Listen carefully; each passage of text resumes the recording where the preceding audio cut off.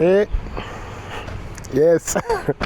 Alors bonjour, ce sera ma première vidéo d'interview avec Anaël des pompes funèbres Les Lilas. Donc voilà, bonne vidéo. Eh bien bonjour, bienvenue sur Morpheus. Aujourd'hui nous sommes avec Anaël qui est conseillère funéraire.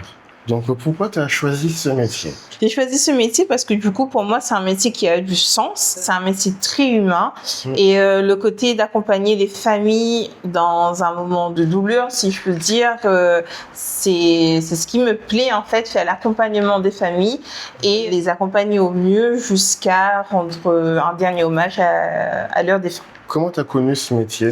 J'ai connu ce métier grâce à ma mère, parce que ma mère, ça fait 10 ans qu'elle est dans le métier. Après mon bac, elle m'a de suite fait passer le diplôme de conseillère funéraire, parce qu'il faut être diplômé pour travailler dans ce milieu-là. Donc j'ai découvert le métier grâce à elle et j'ai bien aimé parce que étant à l'école, je faisais déjà mes stages scolaires avec elle. Ok, voilà. Dès, entre guillemets, jeune, tu as été mise dedans. Exactement, c'est ça. Okay. Donc, j'ai beaucoup aimé et surtout le fait que je voyais comment elle s'occupait des familles. Donc, c'est ce côté-là vraiment qui m'a plu et surtout de ne pas laisser les familles seules comme ça. Démunies, quoi. Voilà, exactement. Okay. Et pour toi, quelles seraient les qualités nécessaires pour faire ce métier? Parce que exactement, les qualités nécessaires, c'est vraiment avoir beaucoup d'empathie, de patience et surtout de bienveillance. C'est surtout ça et faire ressentir aux familles que quand ils viennent chez nous, ils se sentent mieux si je peux dire, mais pas délaissés. Compris. Voilà. Et comment? Qu'ils soient compris aussi. Qu'ils soient compris, qu'ils ont une équipe devant eux qui peuvent mieux les accompagner. Parce que c'est vrai qu'en général, dans ces situations-là, la gestion émotionnelle, peut-être de la partie de la famille est un peu compliquée. C'est ça. Et aussi du côté professionnel, peut-être pas trop. C'est exactement ça. C'est pour ça que donc nous, quand une famille vient, on s'occupe vraiment de tout pour pas que la famille ait à faire les démarches administratives et qui sont déchargés de ça et qui laissent vraiment avec leurs défunts. D'accord. Donc c'est vraiment un accompagnement sur toute la partie administrative pour rendre le moment plus facile à supporter. Exactement, c'est ça. Ok, d'accord. La fameuse question qui fâche, qu'en général, quand quelqu'un cherche un métier, cherche à savoir, quel est le salaire en général d'un conseiller funéraire? Il faut savoir que dans ce milieu, en fait, tout dépend de ton évolution. Okay. C'est-à-dire, ça dépend des années que tu fais dans l'entreprise et le salaire, forcément, il sera pas le même si ça fait 15 ans que tu es dans le métier ou si tu arrives, comme tout domaine.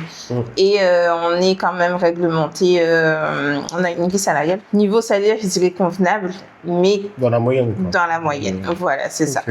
Et autre petite question qui touche toujours là aux moyens financiers. Pourquoi les factures, par exemple, tout ce qui va être cercueil, ornemental, les pierres tombales, sont en général assez élevées? Parce que les familles, on entend souvent râler pour ça, mais on ne sait pas pourquoi. Effectivement, c'est assez élevé parce que tout dépend de la prestation de service et de qualité. Ça dépend le coût des cercueils. Donc, tout va varier aussi ce que les familles veulent choisir. Nous, on fonctionne par forfait, d'où pourquoi on a plusieurs modèles de cercueil. Et après, c'est les matériaux, c'est l'ensemble des équipes.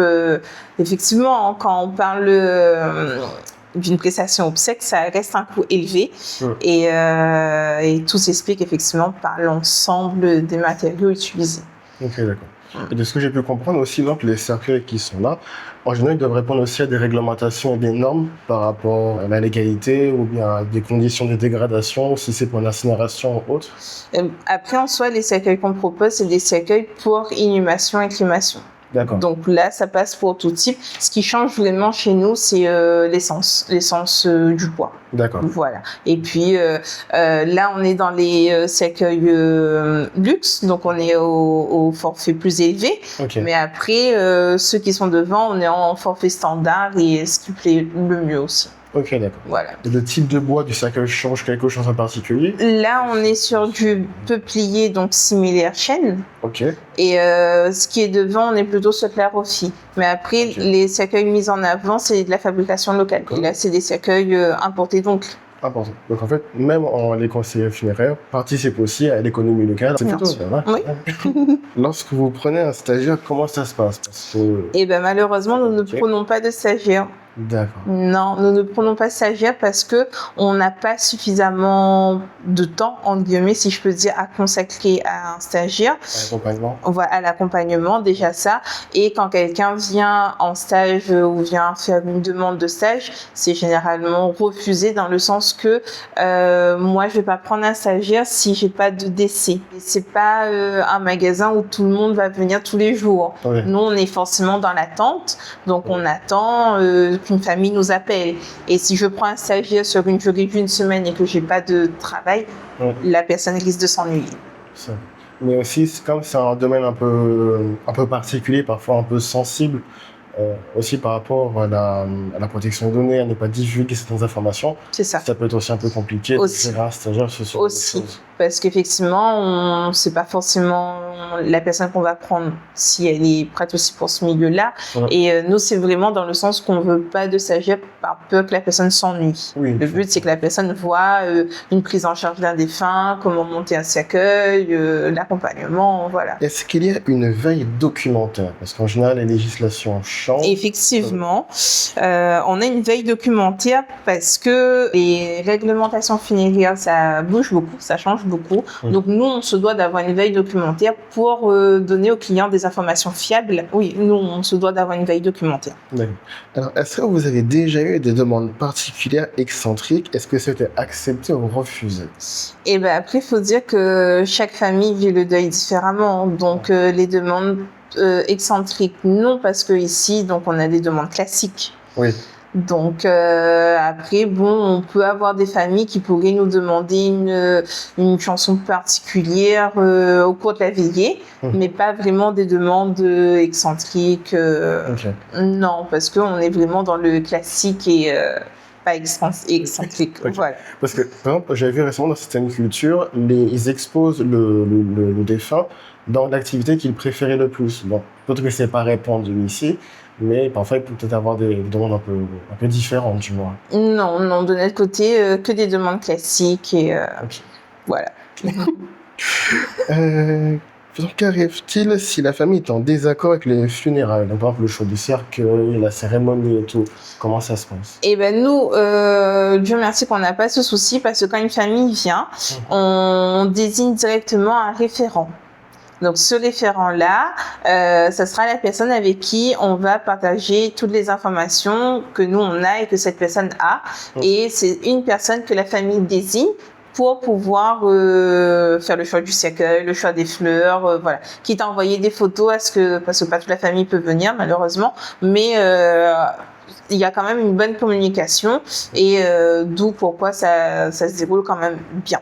Okay. Parce que s'il y a un désaccord en soi, nous on ne fait pas la prestation tant que la famille n'est pas accordée et qu'ils ne savent pas ce qu'ils veulent. Alors, est-ce que c'est déjà arrivé d'omettre des personnes dans l'avis de décès? Nous on a une fiche de communiqué. Donc Okay. un communiqué traduit, un avis d'essai, et c'est la famille qui remplit et c'est eux qui nous disent les informations. En général, où est conservé le corps? Parce que entre le décès et le début des funérailles, il faut conserver le corps pour pas que... Alors, ça dépend. Imaginons qu'il y a un décès à l'hôpital. Donc là, s'il faut retirer à la morgue, on emmènera dans un casier si on n'a pas de chambre disponible. D'accord. Donc ça sera au centre funéraire. Okay. Voilà. Après, si la personne est décédée donc à l'hôpital et que la famille ne veut pas aller dans un centre, là on fait une installation à domicile. Ok, donc c'est sur l'espèce de plaque froide. Voilà. La réfrigération. Voilà, c'est ça. C'est une table froide pour le coup. Et là, le défunt est installé avec l'éteinte. Et dans le cas d'un décès à domicile, dans ce cas-là? Donc, dans un décès à domicile, on va attendre déjà l'arrivée du médecin qui va nous délivrer un certificat. Parce que tant que le médecin n'est pas passé, donc nous, les pompes funèbres, on n'a pas le droit de manipuler le corps. Donc, il faut vraiment que le médecin y soit passé. Et après, pareil, on ramène le matériel qui est la table réfrigérée et on pose le défunt dessus. Est-ce que beaucoup de personnes laissent des instructions précises pour leur funérailles avant de mourir? Ou bien des fois, c'est pas pensé à l'avance? Ça dépend. On a des familles qui viennent avec déjà les volontés de la personne. qui avaient déjà tout écrit, ou sinon on a des familles qui viennent et qui nous disent on leur a dit que c'était comme ça, et de suivre, enfin la personne avait dit verbalement, et de suivre ses dernières volontés. Ok. Et généralement, en termes peut-être de proportion par rapport à ceux qui ont décédé et ceux que c'est pas encore défini, bien sûr, quelle proportion en général? Je dirais 40%.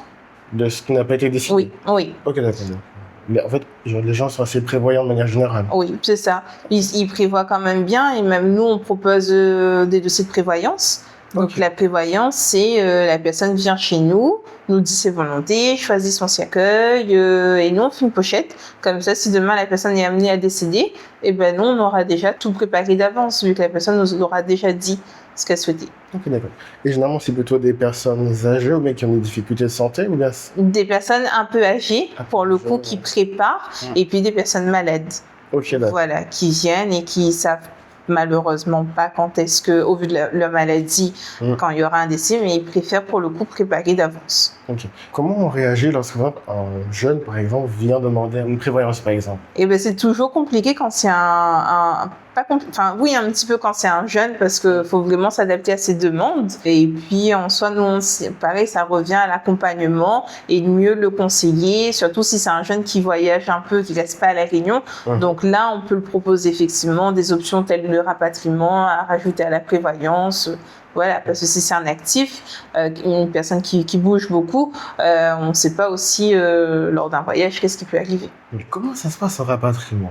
Un rapatriement, si la personne est décédée à La Réunion, qu'on fait un rapatriement donc de corps, ça dépend parce qu'on a un rapatriement d'urne et un rapatriement de corps. Donc là, après, on se met en relation avec une pompe funèbre en métropole qui, eux, après, prend le cercueil, arrivé à Paris ou Orly, voilà, ou Lyon, et eux, après, la famille s'occupe de la prestation là-bas. Donc nous, ici, il faut savoir qu'avant un rapatriement, il faut qu'on fasse des soins, donc des soins de thanato, forcément, parce que on est hors département, et après, rajouter aussi un zinc, parce que un zinc, c'est un cercueil en métal, ou un zinc bio qu'on mettra à l'intérieur pour le transport. D'accord, donc en fait, il voyage aussi par avion au final. Ah oui, il va par avion. Et en général, combien de temps faut-il pour la mise en terre d'un corps? Bon, généralement, nous, c'est sous 24 heures. Donc, il y a le décès aujourd'hui, la famille fait la veillée, le lendemain, c'est l'inhumation ou la crémation. Après, il se peut que ça peut déborder un petit peu. On peut aller sous 48 heures si on attend de la famille de métropole. Et si ça ne le fait pas dès maintenant dans l'attente de la famille, là, ça c'est en casier. Le temps que la famille arrive et on procède aux obsèques, en fait. Mais généralement, c'est 24 heures. Ok, en fait, c'est un peu comme dans les séries qu'on voit qu'il y a la grande truc argentée avec le casier qui s'ouvre. Exactement, c'est ça. Donc ça, c'est un casier. C'est un casier et là, la personne est dans le casier dans l'attente de sa famille. Dans le cas où des personnes de la famille, mais qui ne sont pas connues de la famille directement, mais qui appartiennent à la famille, viennent interagir dans la décision funéraire et que cela crée des conflits. Oui, ça peut arriver, mais nous, faut savoir que quand une famille vient chez nous, il y aura un pouvoir qui va être signé. Un pouvoir de la famille. Donc nous, c'est cette personne-là auquel on communiquera. Donc ça ramène au référent qu'on a choisi. Et si un autre tiers de la famille vient pour avoir des informations, on ne donnera pas. Parce que c'est des informations personnelles qui va entre nous et la famille. Et la personne qui nous donne le pouvoir, on ne peut pas divulguer ces informations-là s'il y a un souci familial. Donc là, c'est vraiment la personne qui doit pour le coup prendre contact avec la famille malgré le désaccord. Mais nous, les pompes funèbres, on est quand même réglementés. On a des données personnelles auxquelles on ne peut pas divulguer à tout le monde. Parce que des fois, ça arrive qu'on a les funérailles, on découvre qu'au final, il y a la tante ou l'oncle qui était au fond là-bas qu'on ne connaissait pas qui arrive et qui dit qu'il veut mettre son grain de sel aussi. Exactement. Enfin, ça peut créer ça peut créer un peu de tension, effectivement. Mais justement, si cette personne-là veut avoir des renseignements, donc nous, on lui oriente via la famille. Parfois, nous, ça nous est arrivé une fois auquel c'était des sœurs qui s'entendaient pas malheureusement. On a quand même demandé à celles qui nous avaient donné le pouvoir si on pouvait, comme elles étaient qu'à deux, si on pouvait donner l'information à sa sœur. Pour le coup, elle nous a dit oui, il n'y avait pas de souci, on pouvait. Donc en fait, vous faites aussi l'intermédiaire, un peu de gestion de conflit de temps en temps. Oui, oui, parce que les familles, ils savent que c'est nous qui s'occupent de la prestation, donc s'ils savent qu'ils ne parlent pas avec tel membre de la famille, ils nous appellent nous. Oui. Voilà, donc nous, on est un petit peu coincés parce qu'on ne sait pas s'il faut dire, s'il ne faut pas dire. Parfois, on ne dit pas. Voilà, on préfère dire à la famille d'appeler un contact. Voilà, c'est ça. Par prudence, parce que des fois, la famille, c'est un peu compliqué. C'est vrai, c'est vrai. Qu'est-ce que vous ressentez lorsqu'une famille en deuil vient? Parce que là, dans ce cas-là, c'est un peu plus l'affect, le personnel. Oui, qu'est-ce que je ressens? Je ressens beaucoup de peine pour le coup, d'autant plus que quand c'est un enfant. Donc quand c'est les enfants, quand c'est les bébés, oui, ça me touche beaucoup, même si c'est une personne un peu plus âgée, forcément. Et c'est là que, à ce moment-là, il faut rester à la fois professionnel et ne pas trop mettre en avant ses émotions. Parce qu'il faut rester nous aussi professionnels vis-à-vis de la famille et les écouter, et les accompagner et les mieux conseiller. Est-ce que c'est déjà arrivé, par exemple, si c'est une personne d'un âge similaire, de faire une projection dedans?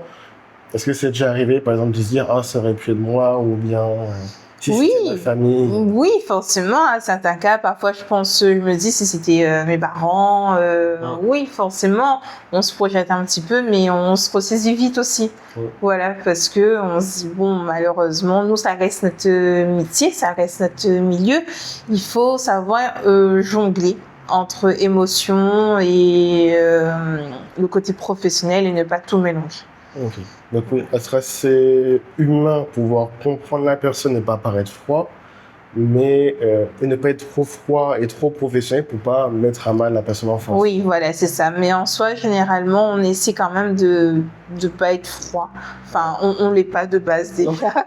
Donc déjà, c'est un bon point, on l'est pas. Mais justement, les familles, quand ils nous laissent des avis ou quand ils reviennent nous voir, au contraire, on est félicité dans le sens où ils se disent, dans ce moment-là, ils ont eu une personne qui les a bien accueillis, ils n'ont pas ressenti qu'ils étaient dans une pompe funèbre, on a déjà vu l'accueil et l'accompagnement qu'on a fait.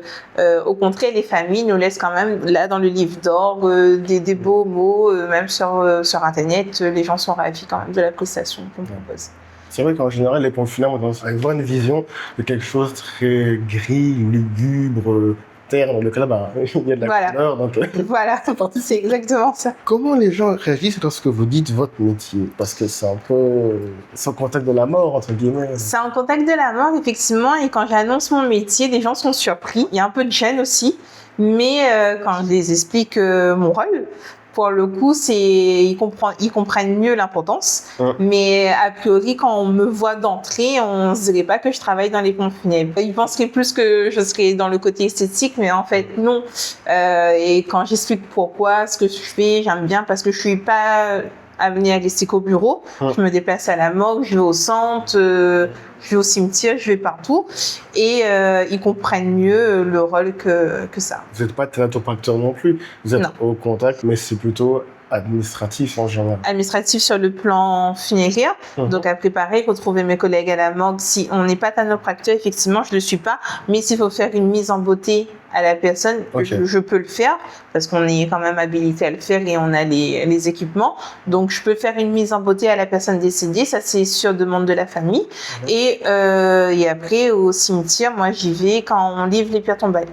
Donc je vais sur les chantiers, je vois les clients, on regarde l'avancée des travaux, voilà. C'est qu'en général, suivant les cultures, ça peut être un peu, pas mal vu, mais compliqué quand une personne dit qu'elle est au contact de la mort, soit parce qu'ils ont peur que la mort les suit. Ou... Oui, c'est vrai. C'est ça, c'est vrai parce que c'est pour ça que nous, on a séparé les cercueils avec les pierres tombales, parce qu'on a des clients quand ils viennent, ils veulent pas voir les cercueils parce qu'ils se disent s'ils viennent regarder, la mort va venir les appeler.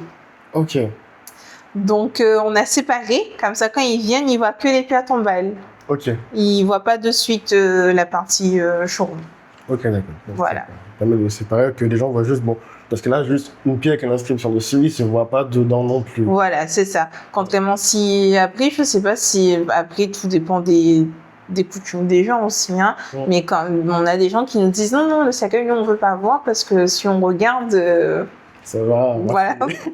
Alors que non, je pense pas. Mais Quand on est conseiller ou conseillère funéraire, est-ce qu'on a plus ou moins peur de la mort ou bien c'est quelque chose qui devient quotidien?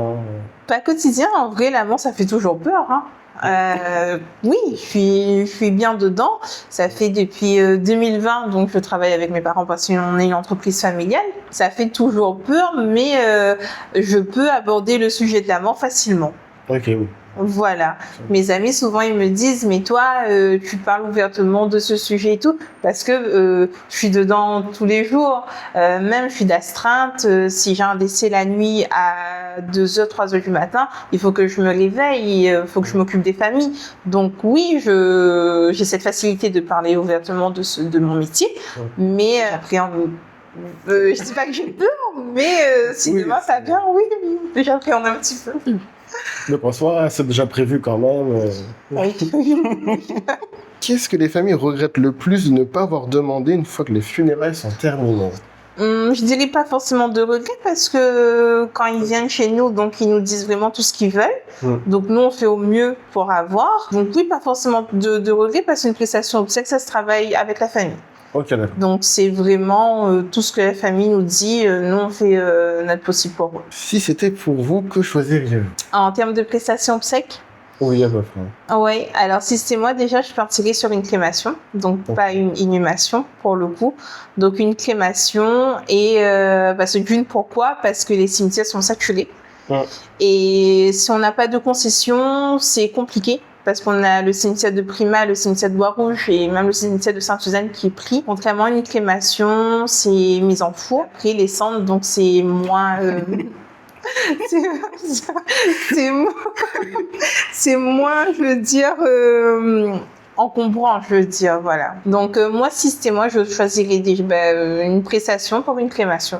Crémation, ok. Crémation, pas de dispersion. Pourquoi pas de dispersion? Parce que ici, je vois beaucoup de familles qui, dans le deuil, fait une crémation, part sur une dispersion et revient me voir, on discute et au final, quand demain tu as besoin de te recueillir, oui, tu n'as pas forcément d'endroit où partir. La dispersion, elle se fait en mer, en nature, en forêt. ok. On fait, je sais pas, une dispersion au volcan. Demain, tu veux te recueillir, c'est compliqué. Moi, je suis pas pour la dispersion parce que je vois après que les familles me disent qu'on a besoin de se recueillir, de se déplacer, on ne sait pas forcément où aller. En général, les gens ont besoin de voir le corps pour finir par l'accepter. Et s'ils veulent retrouver, entre guillemets, leur défunt, dans ce cas-là, c'est dispersé. Voilà, contrairement, ça soit mis dans un columbarium, tu y vas et tu sais que la personne est là, Oui. en quelque sorte. Oui, c'est symboliquement. Voilà, c'est ça. Est-ce que c'est déjà arrivé d'avoir des familles dans le déni qui ne veulent pas voir leur défunt? Oui. Oui, il y a 2 semaines. En fait, c'est une dame qui avait perdu son époux et on devait faire une installation à domicile. Sauf que on s'est dit, pour prendre de l'avance, on ira toujours chez la famille installer les équipements. Sauf que l'épouse n'était pas prête à nous voir arriver à installer les équipements parce que pour elle, son mari allait se réveiller. Ok. Voilà, donc on a dû du coup faire le transfert de son mari de l'hôpital à la maison pour qu'elle comprenne qu'effectivement c'était fini et qu'il fallait commencer le deuil. Oui, elle se disait encore, bon, il y a encore un espoir. Un espoir. Je pense que quelque Voilà. chose. Oui, ça nous arrive, même quand c'est des parents qui perdent des enfants, ils sont dans le déni. Donc à ce moment-là, ils en veulent à tout le monde, ils en veulent même à nous. Oui. Mes collègues, parfois ils sont amenés à être un petit peu brusqués. Parce que forcément, dans ces moments-là, on en veut à tout le monde. Donc oui, les familles, certaines familles sont dans le déni. Je dirais, si on perd la mamie de 99 ans moins, parce qu'on se dira qu'elle a vécu et que 99 ans, c'est un bel âge. Ouais. Mais si on perd un enfant de 5 ans, c'est plus compliqué. Généralement, pour une personne, on s'y attend, on se dit, bon, ça va arriver. Donc, si c'est vraiment quelque chose de soudain, dans ce cas-là, c'est beaucoup plus difficile pour les familles d'accepter. C'est ça. Donc c'est pour ça aussi, comme nous, il faut qu'on s'adapte à tout type de défunt, si je peux dire, et adapter aussi notre discours. Ok. Parce que le discours, il sera pas le même si c'est un enfant ou si c'est une personne, voilà, de 99 ans. Qu'est-ce que vous ressentez quand vous occupez des funérailles d'un défunt? Bon, dans ce cas-là, des funérailles de la personne. Qu'est-ce que je ressens? Je ressens de l'empathie, donc d'une pour la famille, mais je ressens, comment expliquer? Parce que je me dis que c'est le dernier hommage que je peux faire pour cette personne, donc le dernier service que je peux lui rendre. Donc, je sais pas si dire que je ressens de la satisfaction. Non, j'ai pas le mot qui vient, mais tu vois ce que je veux dire? Ouais, c'est de dire que je fais un effort pour la dernière. Voilà, je me sens utile. Voilà. Voilà, c'est ça. Je me sens utile parce que je me dis c'est vraiment la dernière chose que je peux faire pour la personne et lui préparer un beau départ pour son passage. Est-ce que les traditions funéraires changent beaucoup ou bon, tant que ce n'est pas de 20-30 ans, est-ce qu'on voit un petit peu des changements ou bien c'est tout la même chose? Eh ben, j'ai pas assez de recul pour 20-30 ans. 5 ans dans ce cas-là. Sur 5 ans, est-ce que les traditions changent? Pas forcément. Ça laisse des prestations classiques. Donc en soi, selon les coutumes de la Réunion, donc on s'adapte parce qu'on, comme on est multiculturel, donc on a plusieurs familles. Les traditions en soi, non, ça, je vois pas moi qu'il y a un changement. Justement, par rapport au multiculturel de la Réunion, comment c'est choisi la cérémonie? Alors il faut savoir que nous, la communauté musulmane, eux, ils ont leur propre, peut-être pas leur propre pompe funèbre, mais leur propre service. Okay. S'ils prennent une pompe funèbre, c'est juste pour le transport. Parce que eux, ils mettent pas dans un cercueil, par exemple. Okay. Voilà. Après, tout ce qui est côté catholique, donc une famille vient faire le choix du cercueil. Pareil pour le côté malbar chinois. Donc ça, il n'y a pas de souci. C'est juste que pour la religion tamoule, il y aurait un petit rituel. Okay. Donc, si avant que le cercueil sort, il faudrait qu'on regarde une certaine heure, voilà. Donc, mais sinon, en soi, pas de souci pour les cercueils, ça les familles choisissent. Mais effectivement, chaque religion, ils ont quand même un petit rite à faire avant ou après. Okay. Donc, il y a quand même une gestion entre la partie légale et la partie culturelle religieuse. C'est ça, voilà. Parce que souvent, on fait le petit rite à la maison. Si c'est une installation à la maison, donc avant que le cercueil part, il y a un petit rituel à faire. Ou même parfois arriver au cimetière, pareil aussi, là, il y a un petit rituel à faire. Ok. Et est-ce que ça arrive qu'il y a des fois, le côté coutume et législatif s'interfèrent? Ou bien c'est... Non, ça reste fluide et il n'y a pas de souci à ce niveau-là. Quelle est la situation la plus touchante ou marquante que tu as vécue dans ton métier? La plus touchante, je dirais que c'était en 2020. Donc, quand j'ai rejoint mes parents, donc on a été en pleine période Covid. Et au courant de cette année, en fait, on avait une cliente qui a été venue nous voir pour faire un dossier de prévoyance. Okay. Donc, comme j'avais expliqué un petit peu plus tôt, le dossier de prévoyance, c'est une personne vient, nous dit, bon, je veux ce cercueil, telle volonté, on prépare le dossier et on le garde avec nous. Donc, tous les mois, la cliente venait et pour nous apporter des éléments à mettre dans son dossier. Et en octobre, du coup, elle était passée, donc octobre 2020, elle était passée pour nous dire, nous rapporter des derniers documents. Et quand elle était partie, donc elle passe à mon bureau pour me dire merci, qu'elle gardera bien nos coordonnées, parce qu'on remet à la famille un dossier. Okay. Ok, ce dossier-là, c'est à remettre aux enfants, au mari. S'il y a le décès, les enfants sauront. Donc, on lui remet la pochette et je lui dis, le plus tard possible, on se reverra et portez-vous bien. Donc, à ce moment-là, tout va bien. Et c'était du coup le 13 novembre 2020. On a eu un appel des pompiers qui nous appellent et qui nous dit, voilà, ils ont retrouvé notre pochette à côté de la voiture de la cliente, malheureusement suicidée sur le pont de l'Est. Okay. À Sainte-Rose et du coup ils ont retrouvé nos coordonnées, c'est pour ça qu'ils nous ont appelés. Du coup moi ça m'a, comment dire, pas choquée, c'est un petit peu quand même, parce que je la voyais tous les mois. Oui. Je la voyais tous les mois, elle venait ramener des documents et tout, et là d'apprendre ça par les pompiers, forcément ça a été un choc. Oui, c'est quand on voit la personne à chaque fois et au final... Et surtout que le mois d'octobre, quand elle était passée, je l'avais dit on se verra le plus tard possible, portez-vous bien. Et quand elle venait, elle laissait pas paraître un mal-être. Donc au fond, c'est pas réellement ce que les gens ont en eux. Et je pense que ça a été préparé. Est-ce qu'en travaillant auprès des morts, l'arrivée de la mort est moins effrayante? moins effrayante, mais je suis mitigée, mi-figue, mi-raisin, dans le sens que moins effrayant, oui, parce que je me dis qu'on va tous y passer. Comment, je sais pas, mais on va tous y passer. Et après, oui, en soi, tu as toujours une appréhension, tu as toujours peur de ça. Ouais. Je suis bien dedans, mais oui, parfois j'ai peur. Voilà. Comme toute personne. Comme toute personne, mais après, on essaie de mieux prendre la chose. Oui. Parce que moi qui suis dedans, donc je vois beaucoup de cas, différents cas, du plus jeune aux personnes plus âgées. Et je me dis que oui, dans tous les cas, on va y passer, mais on essaie de mieux prendre la chose si ça arrive. Okay. Voilà, on appréhende, mais plutôt bien. Voilà. Est-ce que, par exemple, au début, quand on voit un défunt dans un cercueil, on a un peu d'appréhension, ou bien après on prend l'habitude? Moi, quand je me déplace, j'ai un peu d'appréhension au début, forcément, avant que j'arrive, parce que je sais pas comment ça va être. Ok.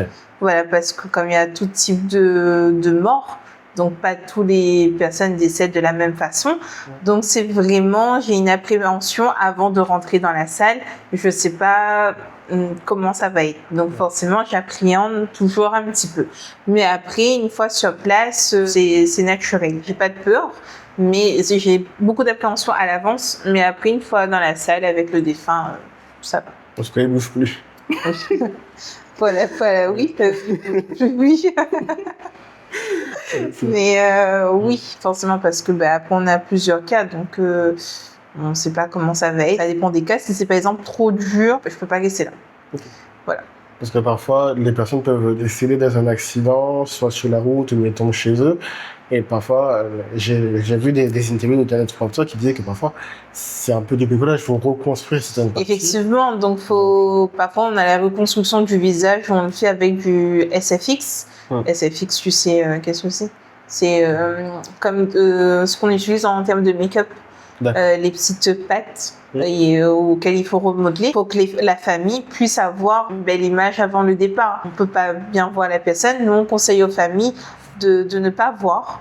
Et on ne montre pas à la famille et on leur dit l'idée c'est de garder une dernière image, une belle image de la personne et on ne préfère pas non plus brusquer les familles. Et pour que la personne puisse, du moins pour que la dernière image soit quand même digne en fait. C'est ça. C'est exactement ça. Comme on a répété plusieurs fois, la prévoyance. Oui. Donc, quelle démarche faire en avance?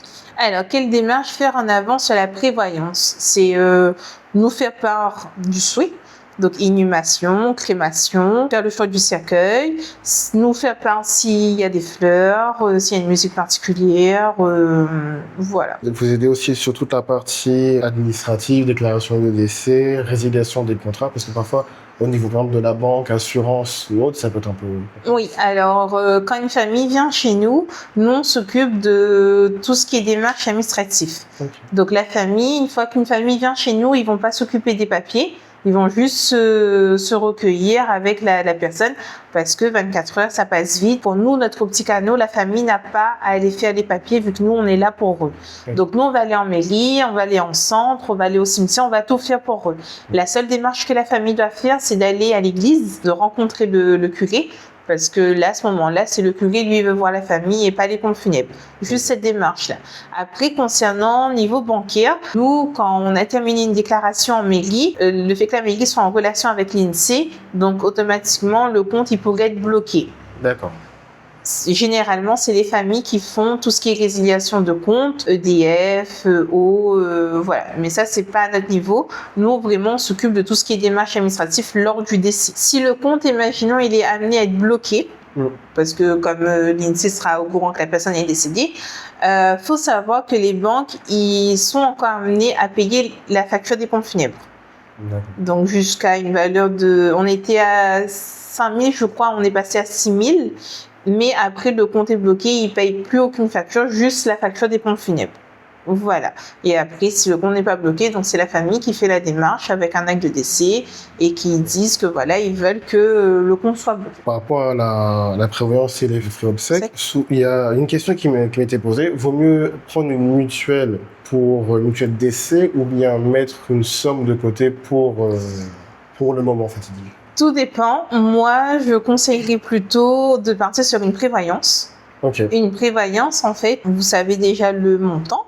Donc, je sais pas, un exemple, ça fait 3 000 euros. Donc, nous, on conseille aux familles, c'est à eux de gérer cette somme, soit de bloquer à la banque ou de laisser avec les enfants ou le mari ou la femme. Mais au moins, une fois que c'est bloqué, on sait qu'il y a 3 000, ça c'est bloqué pour les pompes funèbres. Oui. Avec les mutuelles, nous, on voit ici beaucoup le cas avec les familles qui ont des mutuelles. Ils sont dans des mutuelles depuis 30 ans. Et ils cotisent tous les mois ou annuellement. Et à la fin, ils ont un capital, un exemple, 1 600 euros. Or que depuis 30 ans, ces familles cotisent. Oui, donc le mieux, c'est de venir faire un dossier de prévoyance. Et à ce moment-là, on sait que ça fait tant, c'est la famille de gérer. S'ils peuvent pas un mois ne pas mettre de côté, ils sauront. C'est vraiment la famille qui gère. Contrairement à les mutuelles, si un prélèvement n'est pas passé parce que s'il y a des imprévus sur le compte, et le compte, je sais, il peut être résilié.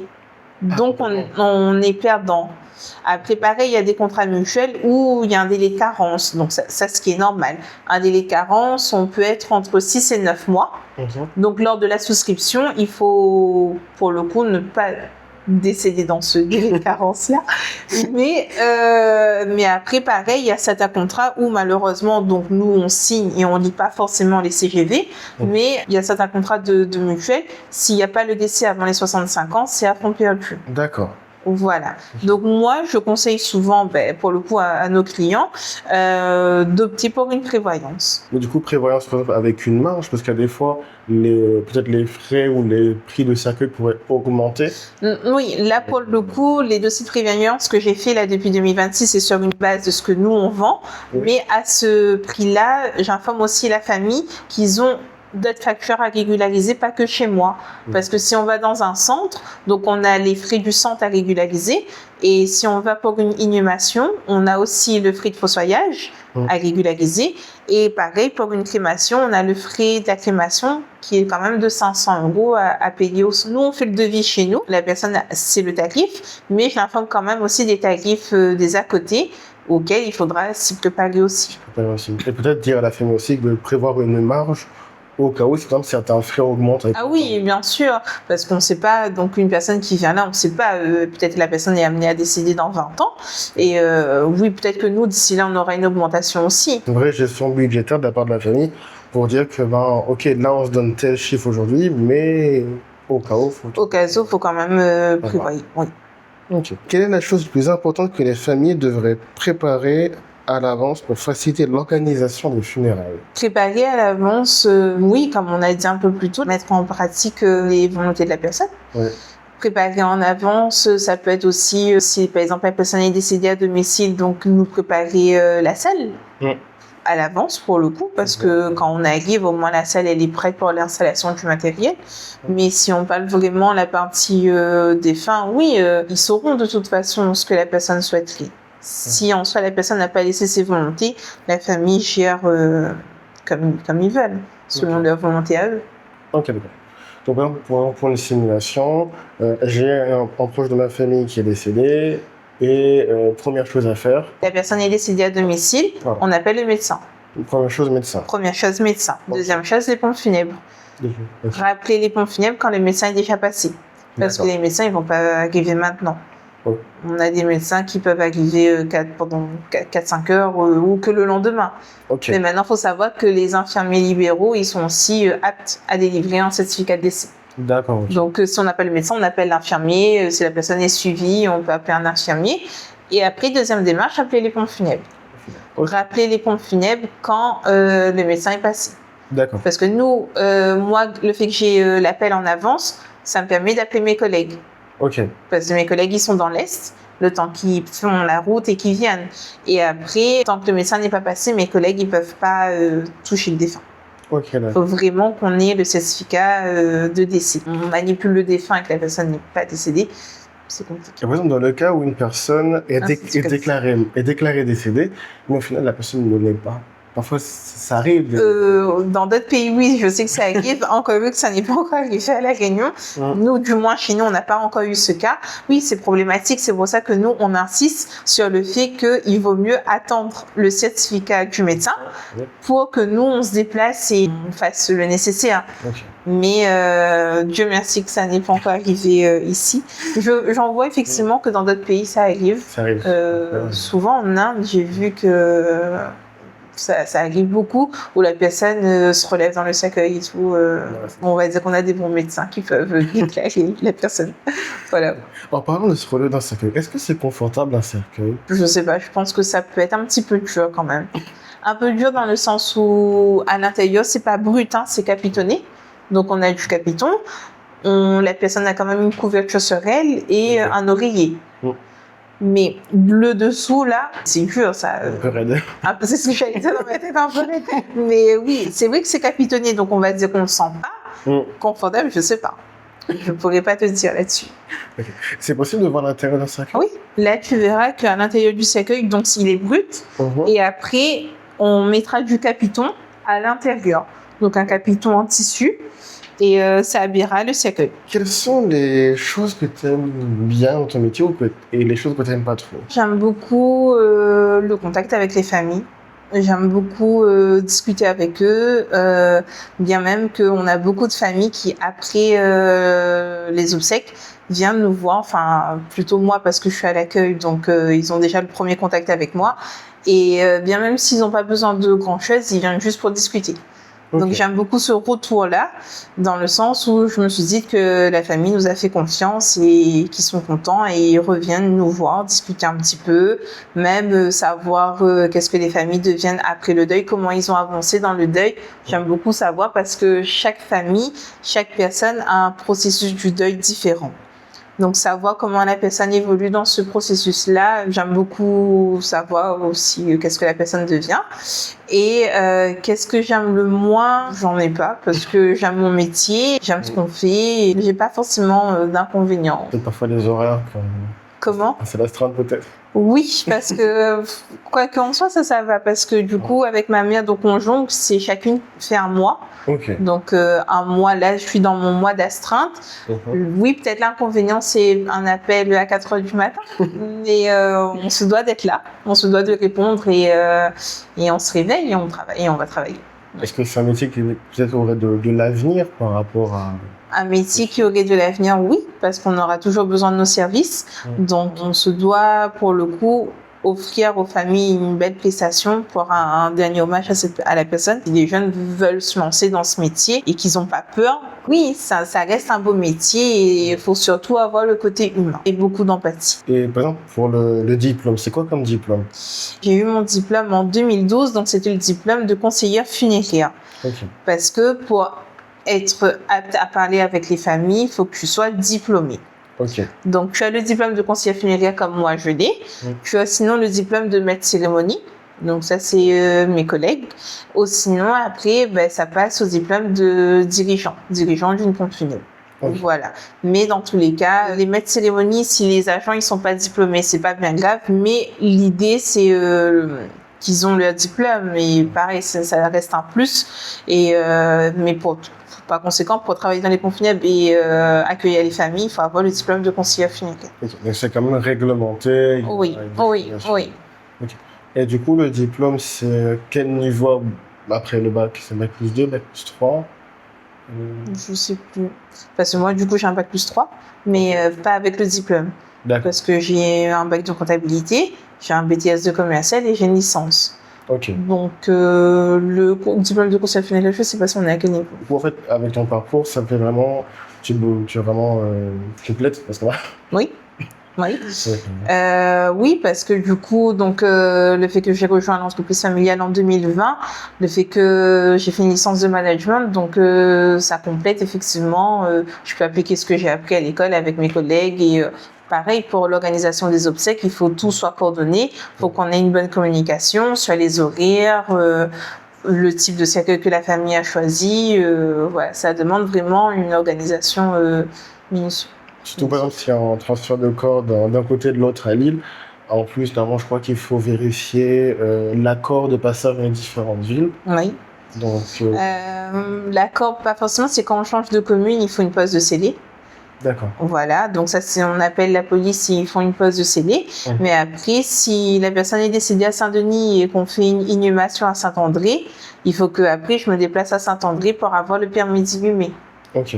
Voilà, donc effectivement, on est amené à... Nous, déjà, on travaille toute l'île, donc 24 heures sur 24 et 7 jours sur 7, et on est amené justement à se déplacer dans toutes les mairies. Est-ce qu'il y a des choses que tu veux dire en particulier? Non, pas spécialement, juste notre métier, en fait, nous, c'est vraiment le dernier service auquel on fait pour les familles, et on se doit d'être là parce que si c'est pas nous qui le faisons, donc personne ne le fera. Je te remercie. Merci à toi. Un plaisir. Oui. Interview. Oui, merci beaucoup. Alors, merci d'avoir regardé la vidéo. J'avoue que j'étais pas très à l'aise au début. C'est la première vidéo que je fais aussi, donc voilà. Qu'est-ce que je voulais dire aussi? Je suis très content parce que pour cette vidéo, j'ai demandé à une personne de le faire, donc c'est pas de l'IA. J'ai demandé aussi les questions. J'ai demandé à des amis ce qu'eux, ils voulaient poser comme question, ce qu'ils auraient voulu demander aussi. Donc je suis content parce que c'est pas de l'IA. Et pour la miniature, on verra bien ce que ça donne.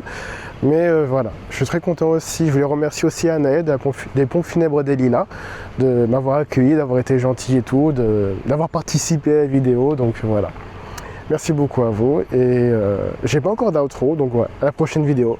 Bye bye.